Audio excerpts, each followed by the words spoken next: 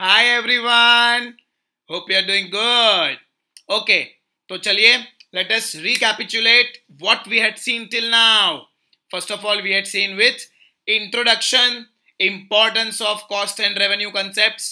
फिर हमने देखा था various types of cost concept जो हमारे रोम रोम में बसे हुए हैं. Real cost, opportunity cost and monetary cost. उसके बाद हमने देखा था क्लासिफिकेशन ऑफ कॉस्ट जो अभी भी टॉपिक हमारा चल ही रहा है. We had first divided cost into two types, short run and long run. Short run was further divided into four types, fixed cost, variable cost, total cost and marginal cost, जिसमें से हम fixed cost और variable cost देख चुके हैं और उसके अंदर के जो दो पॉइंट्स थे in respective heads, that is average fix cost and average variable cost, वो भी हमने देख लिया है. तो आज हम क्या देखेंगे? Yes, total cost. क्योंकि फिक्स्ड कॉस्ट और वेरिएबल कॉस्ट दोनों को जब आप जोड़ेंगे तो आपको कौन सा कॉस्ट मिलेगा? टोटल कॉस्ट मिलेगा. Let us see that. Summation of fixed cost and variable cost is known as total cost. Summation मतलब sum total, addition. In short, fixed cost plus variable cost is equal to total cost. तो अब total cost के कोई examples नहीं होंगे. Fixed cost के examples से, variable cost के भी examples से, इन दोनों प्रकार के cost को जब आप add करोगे तो आपको ऑर्गेनाइजेशन का क्या मिलेगा? टोटल कॉस्ट मिलेगा. So the total cost is nothing but the sum total of fixed cost and variable cost. ये पिक्चर देख के आपको ज्यादा क्लियर होगा कि फिक्स्ड कॉस्ट और वेरिएबल कॉस्ट को मिक्स किया तो आपके सामने क्या आ गया? टोटल कॉस्ट आ गया. ठीक है, क्योंकि हमें तो टोटल कॉस्ट से ही मतलब है. Because we need to know how is the selling price derived. Cost plus profit will give you selling price. तो ये जो cost है वो कौन सा है? खाली fixed cost है? खाली variable cost है?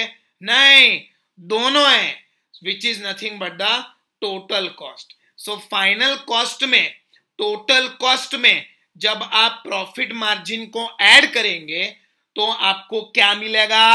Selling price मिलेगा, सेल्स मिलेगा. ठीक है, नेक्स्ट पॉइंट देखते हैं.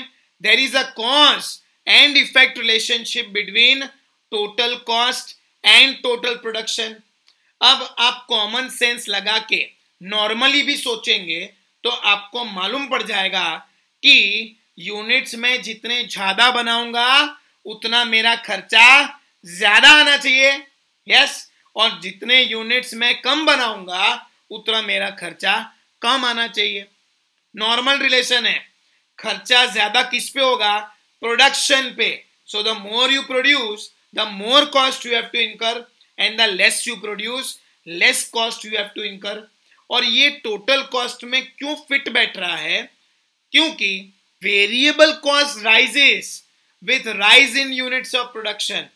फिक्स कॉस्ट तो खैर सेम है लेकिन वेरिएबल कॉस्ट तो बढ़ रहा है ना. सो फिक्स कॉस्ट और वेरिएबल कॉस्ट दोनों को जब आप जोड़ेंगे तो आपको कौन सा कॉस्ट मिलेगा? Total cost. So rise in total cost is going to be because of rise in variable cost. And as a result of that जो वेरिएबल कॉस्ट के साथ रिलेशन था यूनिट्स का, वैसा ही रिलेशन आपको यहां टोटल कॉस्ट में भी देखने को मिलेगा. क्योंकि टोटल कॉस्ट का एक हिस्सा क्या है? वेरिएबल कॉस्ट है. Okay, units of production rises, total cost rises. Units of production falls, total cost falls. लेकिन अब एक क्वेश्चन आएगा, units of production zero, तो total cost is also zero? No. तो total cost और fixed cost दोनों same होंगे. क्यों ऐसा? क्योंकि जब आप कुछ नहीं बनाते थे तब भी आपका फिक्स कॉस्ट तो होता ही था. याद करो फिक्स्ड कॉस्ट की क्या क्वालिटी थी, उसकी क्या जात है कि वो तो वहीं का वहीं रहेगा, चाहे आप यूनिट्स ज्यादा बनाओ, कम बनाओ या न बनाओ, फिक्स कॉस्ट को कोई फर्क पड़ता नहीं है, फिक्स कॉस्ट वहीं का वहीं रहेगा। So when units are zero, variable cost is zero but fix cost is still going to be there. और टोटल कॉस्ट की फॉर्मूला क्या है? Fix cost plus variable cost will give you total cost. अब variable cost तो zero है क्योंकि units are zero, तो बचा क्या? फिक्स कॉस्ट ही बचा ना, and fix cost plus zero is equal to total cost. So ultimately equation क्या बना? Fix cost is equal to total cost. ये बात अगर आपको अभी क्लियर नहीं हुई है तो कोई बात नहीं, टेबल देखेंगे उसमें ये और क्लियर हो जाएगा। ठीक है, चलिए आगे बढ़ते हैं। टोटल कॉस्ट, अब इसका हम एक टेबल देखेंगे। Units, fix cost, variable cost and total cost. So units को हमने क्या नाम दिया है? नीचे देखो, ए। फिक्स कॉस्ट को हमने क्या नाम दिया है? बी। वेरिएबल कॉस्ट को सी। तो ऑफ कोर्स टोटल कॉस्ट कैसे मिलेगा? फॉर्मूला क्या था? Fix cost plus variable cost, which means B plus C will give you D. D is total cost. Okay, चलिए देखते हैं। यूनिट्स जीरो, तो तब फिक्स कॉस्ट कुछ तो होगा 100, लेकिन वेरिएबल कॉस्ट क्या था? यूनिट्स ऑफ प्रोडक्शन जीरो, तो variable cost is also zero. Why variable cost is zero? Because variable cost is that cost which is incurred on units produced. अगर यूनिट्स नहीं तो ये कॉस्ट भी नहीं, ये हमने पहले देख लिया है। Okay, so variable cost zero आएगा। अब मेरे को बताओ टोटल कॉस्ट कितना आएगा? Fix cost plus variable cost, तो 100 plus zero is equal to how much? 100। तो हमने क्या देखा था कि जब यूनिट जीरो है तो fix cost and total cost are going to be the same. वही देखा था ना। देखो यहाँ पे लास्ट लाइन में units of production is zero, तो total cost is equal to fix cost. वही बात उस टेबल में भी है। यहाँ पे जीरो यूनिट्स हैं तो fix cost 100, variable cost zero, तो टोटल कॉस्ट कितना आ गया? 100। 100 इज इक्वल टू 100, तो पहला 100 क्या है? फिक्स कॉस्ट, और दूसरा 100 क्या है? Total cost. तो बोल सकते हैं ना कि fix cost and total cost are the same when units of production are zero. This is only because variable cost is also zero when the units of production are zero. Okay, I think अब ये आपको 100% clear हो चुका है। नहीं हुआ है अभी भी तो नंबर आपके सामने है, वीडियो को पॉज करो, फोन उठाओ और मुझे कॉल करो, ठीक है, या मैसेज डाल दो। चलिए फिर यूनिट्स 10, फिक्स कॉस्ट तो 100 ही रहेगा। क्या बोला था कि फिक्स कॉस्ट को कोई फर्क नहीं पड़ता, चाहे आप यूनिट्स ज्यादा बनाओ, कम बनाओ या ना बनाओ, तो fix cost is fixed and that is how much? 100 rupees in this question. Okay, अब वेरिएबल कॉस्ट मान लो है 800 रुपया, ठीक है। So now fixed cost plus variable cost 100 plus 800, बोलो कितना आएगा? 900, that is your total cost. फिर यूनिट्स बढ़े 20, फिक्स कॉस्ट तो सेम रहेगा, वेरिएबल कॉस्ट मान लो अभी है 1500, so total cost is 1600। 100 plus 1500 will give you 1600। Okay, फिर 30, उसके सामने फिक्स कॉस्ट वापस सेम रहेगा, वेरिएबल कॉस्ट मान लेते हैं 2000 है, तो 100 प्लस 2000 इज 2100। 40 के सामने 100 फिक्स कॉस्ट, वेरिएबल कॉस्ट मान लो है 2700, सो 100 plus 2700 is 2800। 50 units, 100 rupees fix cost same, variable cost मान लो है 3900, सो 100 plus 3900 will give you 4000। 60 units हैं, फिक्स कॉस्ट 100 ही रहेगा, variable cost 5300, so 100 plus 5300 will give you 5400। 70 units हैं, उसके सामने फिक्स कॉस्ट वापस same, variable cost 6900, so total cost आपका आएगा 7000। 100 प्लस 6900 इज 7000। तो ये टेबल क्लियर हो गया आपको। Units, fix cost, variable cost and total cost. Fix cost question में देके रखा है, वेरिएबल कॉस्ट भी क्वेश्चन में देके रखा है। हमें क्या ढूंढना है? Total cost. वो कैसे मिलेगा? Fix cost plus variable cost will give you total cost. B plus C is equal to D। Okay, अब शेड्यूल जहां पे है तो वहां पे उसका एक ग्राफ भी होगा। सो ग्राफ बनाते समय सबसे पहले क्या बनाना है? X axis and y axis. Okay, अब एक्स एक्सिस पे आप क्या दिखाओगे?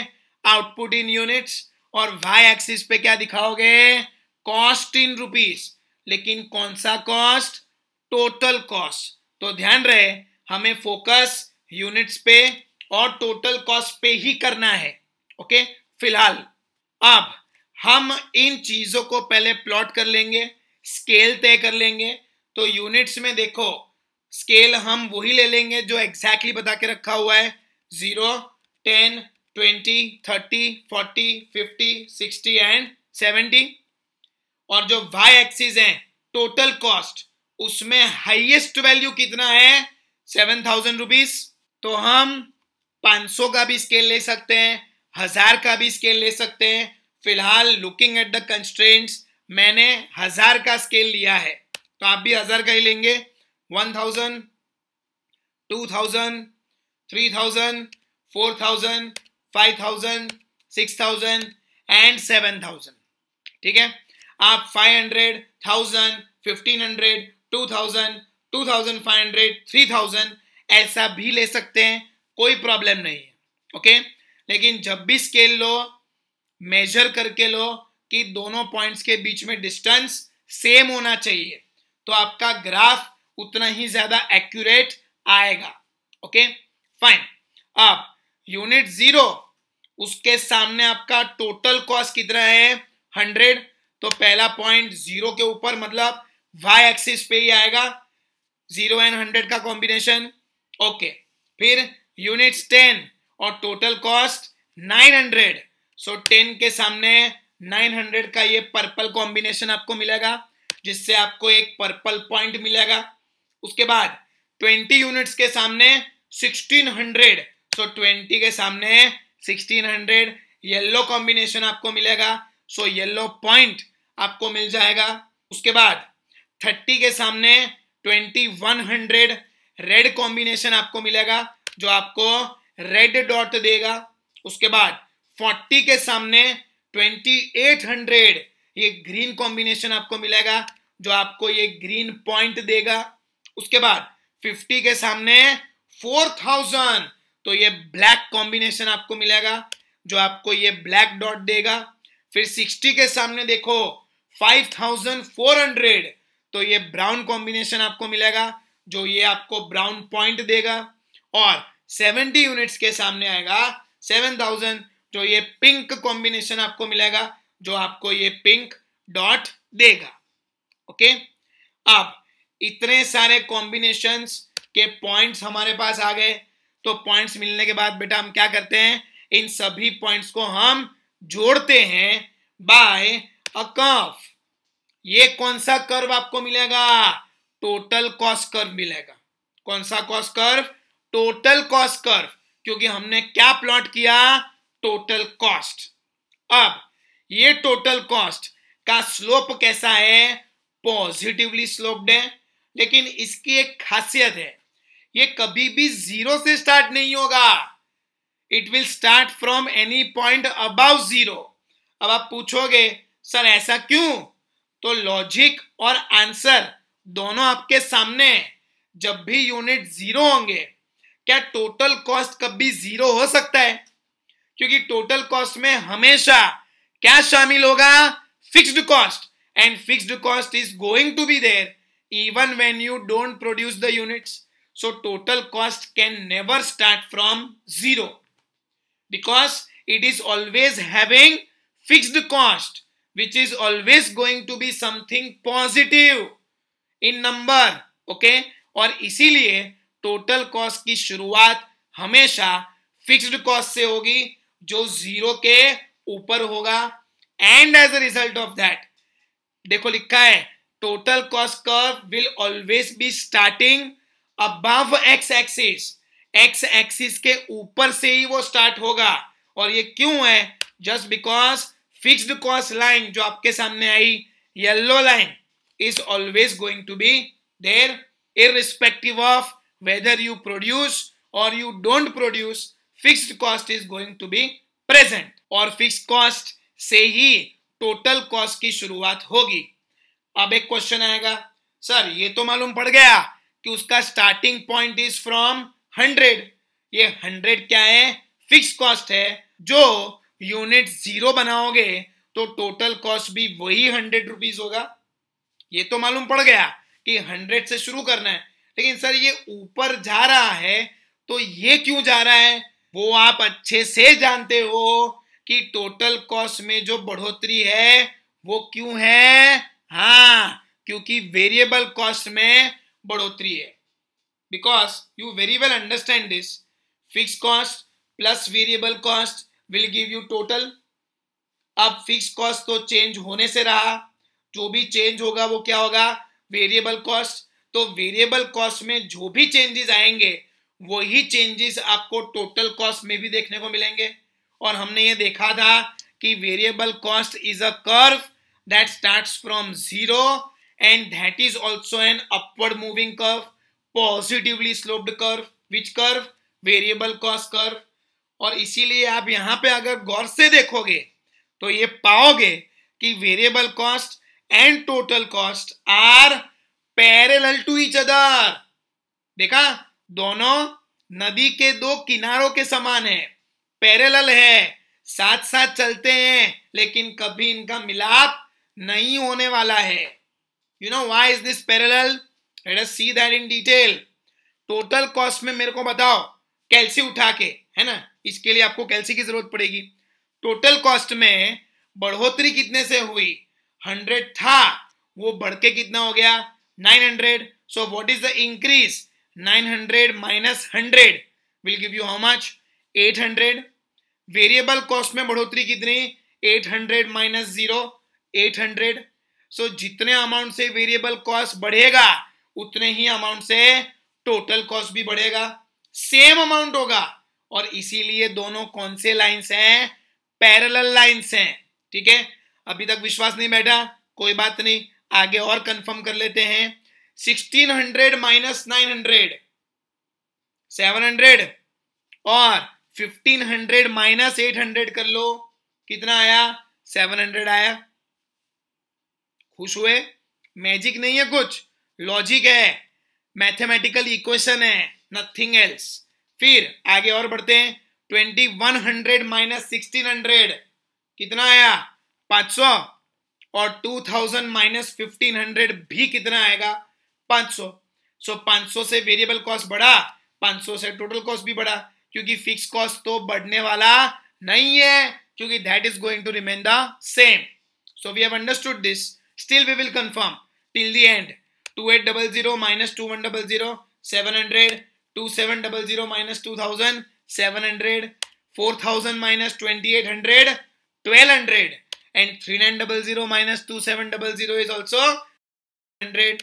5400 minus 4000 1400. 5300 minus 3900 is also 1400.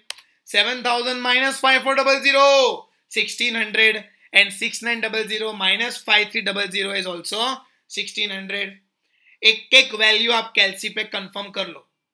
सो जितने से वेरिएबल कॉस्ट बढ़ेगा उतने से ही टोटल कॉस्ट बढ़ेगा, तो दोनों का स्लोप भी सेम आएगा, लेकिन पैरेलल रहेंगे, क्योंकि variable cost starts from 0 and total cost starts from 100। और ऐसा क्यों? क्योंकि टोटल कॉस्ट में क्या शामिल है? फिक्स्ड कॉस्ट भी शामिल है। Okay, understood this concept? So yellow and red को मिक्स करोगे तो क्या मिलेगा? ऑरेंज मिलेगा ना। वही तो अपना फंडा है, fix cost plus variable cost will give you total cost. ठीक है, अंडरस्टूड? चलो आगे बढ़ते हैं। Average cost. नाउ जहां हमने फिक्स्ड कॉस्ट पढ़ा था वहां एवरेज फिक्स कॉस्ट भी पढ़ा था। जहां हमने वेरिएबल कॉस्ट पढ़ा था तो एवरेज वेरिएबल कॉस्ट भी पढ़ा था। तो अब टोटल कॉस्ट है तो एवरेज टोटल कॉस्ट भी पढ़ना चाहिए।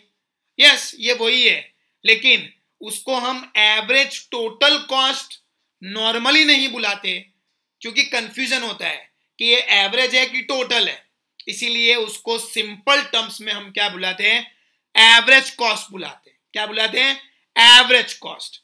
Ultimately average cost is also known as average total cost, but layman gets confused कि ये एवरेज टोटल कॉस्ट क्या है, साला एवरेज है कि टोटल है। सो इसीलिए to avoid confusion we write simply what? Average cost. Okay, चलिए देखते हैं उसको। पहला ही क्या आ गया? It is also known as average total cost. Second, it represents cost per unit of production. तो जैसे एवरेज फिक्स कॉस्ट क्या था? एक यूनिट के पीछे लगने वाला fix cost. Average variable cost क्या था? एक यूनिट के पीछे लगने वाला वेरिएबल कॉस्ट। वैसे ही एवरेज टोटल कॉस्ट क्या होगा? एक यूनिट के पीछे लगने वाला टोटल कॉस्ट। मतलब एक यूनिट पे कितना फिक्स्ड और कितना वेरिएबल दोनों हमको चाहिए, तो वो कैसे मिलेगा आपको? एवरेज टोटल कॉस्ट से मिलेगा, जिसको हम प्यार से क्या बुलाते हैं? एवरेज कॉस्ट बुलाते हैं। ओके, चलिए, it is the sum total of average fix cost and average variable cost. ये फोटो से और क्लियर होगा। जैसे हमने फिक्स्ड कॉस्ट को और वेरिएबल कॉस्ट को मिक्स किया था तो टोटल कॉस्ट मिला था, वैसे ही एवरेज फिक्स कॉस्ट को एवरेज वेरिएबल कॉस्ट से जोड़ेंगे तो आपको क्या मिल जाएगा? एवरेज टोटल कॉस्ट मिल जाएगा। तो इक्वेशन आ गया, ATC average total cost is equal to AVC average variable cost plus average fix cost, that is nothing but AFC.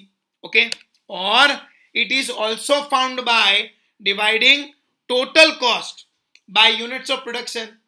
कोई फर्क नहीं पड़ना, एएफसी और एवीसी को जोड़ो तो एटीसी मिल सकता है, या फिर जैसे हमने पहले एएफसी और एवीसी निकाला था वैसे ही हम एटीसी भी निकाल सकते हैं ना। Total cost divided by units of production, वही फॉर्मूला है। देखो, ATC is equal to total cost divided by units produced. Okay, कोई फर्क नहीं पड़ने वाला, ठीक है। दोनों में आपका आंसर सेम आएगा। So you can go for addition method also as well as division method also. Both the answers are going to be the same. कान ऐसे पकड़ो या ऐसे, पकड़ने वाले आप ये कान ही है, ठीक है, अंडरस्टूड। चलिए, अब एवरेज कॉस्ट के भी कोई एग्जांपल्स नहीं होंगे। क्यों? क्योंकि एवरेज कॉस्ट निकला कहां से? Total cost divide by unit से। टोटल कॉस्ट मिला कैसे था? फिक्स कॉस्ट और वेरिएबल कॉस्ट से। सो इसमें हमें खाली लॉजिक समझना है कि ये कंसेप्ट हमें क्या कहना चाहता है। ये कोई सेपरेट कॉस्ट ऑल टुगेदर नहीं है, ये वो कॉस्ट है जो दूसरे कॉस्ट से डिराइव हुआ है। ओके, चलो, अब एवरेज कॉस्ट। इनिशियली हम ये ऑब्जर्व करते हैं that average cost goes down due to economies of scale. याद आया? 4 दिन की चांदनी फिर अंधेरी रात है। तो 4 दिन की चांदनी जब तक चलेगी तब तक आपका ये कॉस्ट डाउन जाएगा, क्योंकि हम ये जान चुके हैं कि when the asset is showing us advantages, it is increasing its efficiencies, and more the efficiency of the asset, the cost is going to go down. Okay, दूसरा एक लॉजिक है, हम ये जान चुके हैं कि average fix cost is always downward falling. AFC was downward falling slope like demand, और एवीसी क्या था? अपवर्ड राइजिंग, स्टार्टिंग में नीचे लेकिन बाद में ऊपर, फ्लैट हॉकी शेप्ड कर्व। सो स्टार्टिंग में क्या होगा? जो फॉल इन एएफसी है वो बड़ा होगा, मतलब AFC is going to fall by a big margin, but ABC is going to rise by a small margin. तो fall in cost rise in cost को खा जाएगा और आपका ओवरऑल कॉस्ट नीचे जाएगा. लेकिन बाद में क्या होगा उसको जरा देखते हैं.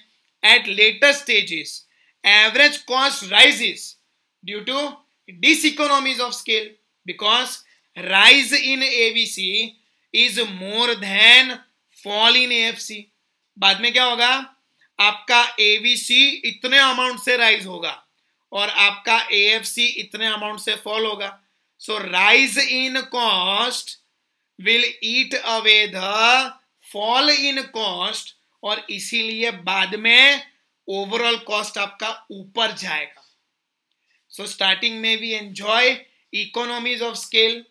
सो rise in cost was less and fall in cost was more. So fall in cost rise in cost को खा गया तो ओवरऑल कॉस्ट नीचे गया क्योंकि asset is showing lot of efficiency and we are able to bring down the cost initially. Okay, but at a later stage what is going to happen? Rise in cost is going to become big and the fall in cost is going to remain the same.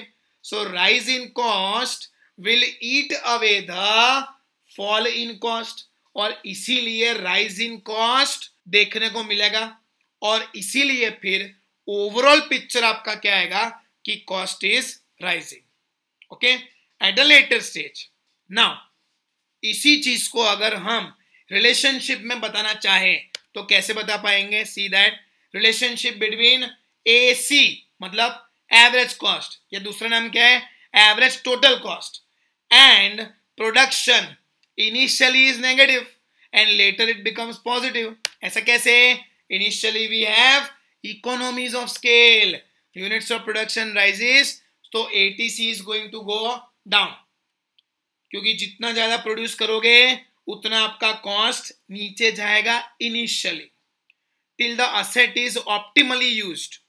जब तक asset की पूरी efficiency हम इस्तेमाल नहीं कर लेते हम प्रोडक्शन बढ़ाते रहेंगे और तब तक आपको इकोनॉमीज ऑफ स्केल एंजॉय करने को मिलेगा, एडवांटेजेस देखने को मिलेंगे और इसीलिए ओवरऑल कॉस्ट आपका नीचे जाएगा. और कहीं आपने यूनिट्स ऑफ प्रोडक्शन कम बनाए तो आपका ATC हाई लेवल पे रहेगा. ऐसा क्यों होगा? क्योंकि आपने असेट की ऑप्टिमल कैपेसिटी यूज ही नहीं करी, असेट को अनयूज रखा जिस कारण से आपका टोटल कॉस्ट ऊपर बढ़ेगा. ठीक है, चलिए फिर लेटर स्टेजेस में क्या होगा? इसका उल्टा, units of production rises, ATC is going to rise क्योंकि असेट की अब ऑप्टिमल कैपेसिटी आपने यूज कर ली, असेट का मैक्सिमम कैपेसिटी यूज कर लिया. उसके बाद भी अगर उसको ज्यादा यूज करोगे तो असेट खर्चा मांगना शुरू कर देगा जिस कारण से आपका ओवरऑल कॉस्ट भी ऊपर जाएगा and units of production falls तो ATC is also going to fall. फिर आप अगर ज्यादा प्रोड्यूस नहीं करोगे, ऑप्टिमल कैपेसिटी तक पहुंच गए, उतना ही वापरोगे तो फिर ATC is going to go down. ठीक है, वो डाउन लेवल पे ही रहेगा. ठीक है, so initially we enjoy economies of scale. At a later stage we have to face diseconomies of scale, units of production rises, ATC falls initially, लेकिन बाद में with the increase in units of production the ATC is also going to rise because we have to face diseconomies of scale, disadvantages of the asset. Okay, चलिए फिर आगे देखते हैं. Units, total cost and average total cost. 3 column है आपके सामने. अब units और टोटल कॉस्ट तो हम पिछले वाले टेबल से ही कॉपी कर लेंगे. सो यूनिट्स 0, 10, 20, 30, 40, 50, 60, 70 और टोटल कॉस्ट जो था वही 100, 900, 1600, 2100, 2800, 4000, 5400 एंड 7000. अब हमें क्या ढूंढना है? Average total cost. तो एवरेज टोटल कॉस्ट कैसे मिलेगा? Total cost divided by units. तो गौर से देखो, यूनिट्स को हमने A नाम दिया है, टोटल कॉस्ट को B नाम दिया है. तो एवरेज टोटल कॉस्ट कैसे मिलेगा? B divided by A that is equal to C, which is nothing but your ATC, that is average total cost. तो चलो बताओ, 100 is the total cost. पहले वाले में units are 0, 100 upon 0 is 0. No, infinite. Anything upon 0 is infinite. No, 0 upon anything is 0. Okay, समझ में आ रहा है? चलो, सो इनफाइनाइट वाला चीज हम प्लॉट ही नहीं कर पाएंगे. ठीक है, आगे देखते हैं. 900 डिवाइड बाई 10, कैलसी पे करोगे ना तुम तो 90 है ना. 1600 divide by 20, 80. 2100 divide by 30, 70. 2800 divide by 40, 70 again. 4000 divide by 50, 80 rupees. 5400 divide by 60, 90 rupees. 7000 divided by 70, 100. Okay, so what happens? Starting में आपने देखा कि the cost is at a high level. 90 से शुरू होता है, फिर 80, 70 तक जाता है, फिर 70 के बाद वापस उछलना शुरू होता है. So 90 से 70 हमने क्या एंजॉय किया? Economies of scale. और 70 से वापस 100 तक पहुंचा. तो क्यों पहुंचा? क्योंकि हमें सामना किसका करना पड़ गया था? डिस इकोनॉमीज ऑफ स्केल का. ठीक है, अब जहां शेड्यूल है वहां चार्ट भी तो होगा. सो चार्ट शुरू करने के लिए x axis and y axis. X axis पे क्या दिखाओगे? Output in units. और वाई एक्सिस पे क्या दिखाओगे? Average total cost. Okay, now focus किस पे करना है? Output in units and ATC, that is average total cost. So units 0, 10, 20, 30, 40, 50, 60, 70. Okay, फिर y axis पे आएगा आपका ATC. अब ATC की हाईएस्ट वैल्यू कितनी है? 100. So उस 100 को ध्यान में रख के हम 10 का स्केल ले सकते हैं. 10, 20, 30, 40, 50, 60, 70, 80, 90, 100. ओके, अब प्लॉटिंग शुरू करेंगे जो बहुत ही इजी है. अब तक तो हमें ये क्लियर हो गया है कि how to plot the points. तो बताओ, पहला 0 के सामने इंफिनिटी कहां प्लॉट करना है? कहीं नहीं. इनफाइनाइट चीज कभी प्लॉट हो ही नहीं सकती. चलो दूसरा वाला, 10 के सामने कितना? 90. सो 10 यूनिट्स और 90 का कॉस्ट. ये पर्पल कॉम्बिनेशन मिलेगा which will give you this purple dot. फिर 20 के सामने 80, yellow combination will give you this yellow dot. Okay, फिर 30 के सामने 70, ये कॉम्बो मिला red combo, this will give you the red dot. फिर 40 यूनिट्स के सामने वापस 70, तो उसी के ऊपर ओवरराइड करता हुआ green combination which will give you green dot. 50 के सामने 80, overriding combination on yellow black. Okay, so black point आपको मिलेगा. ठीक है, फिर 60 के सामने 90, एक और बार ओवरराइडिंग कॉम्बिनेशन पर्पल के ऊपर क्या आ गया? Brown, which will give you this brown point. Okay, और 70 के सामने कितना है? 100, that is pink combination which will give you this pink dot.